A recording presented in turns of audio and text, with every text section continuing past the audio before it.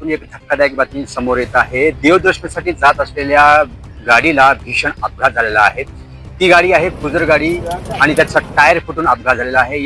यामध्ये जवळजवळ 3 जणांचा जागीच मृत्यू झाला आहे, तर तब्बल 13 जण गंभीर जखमी आहेत। त्याच्यातून 5 ते 6 जणांची परिस्थिती अत्यंत नाजूक आहे। तर जे मयत झालेले आहेत त्यांची नावे आहेत पूजा हरी शिंदे वय वर्ष 30 राहणार उळेगाव, सोनाली माऊली कदम वय वर्ष 22 राहणार पुणे हडपसर आणि साक्षी बडे वय वर्ष 19 पुणे हडपसर अशी जागेवरच डेथ झालेल्यांची नावे आहेत। तर जे जखमी आहेत ते वेगवेगळ्या नळदुर्ग असो किंवा सोलापूर शहरातील शासकीय रुग्णालय सिव्हिल असो या ठिकाणी उपचारासाठी दाखल झालेले आहेत। परिस्थिती अत्यंत चिंताजनक आहे आणि या घटनेने संपूर्ण सोलापूर जिल्ह्यासह नळदुर्ग परिसर हादरला आहे।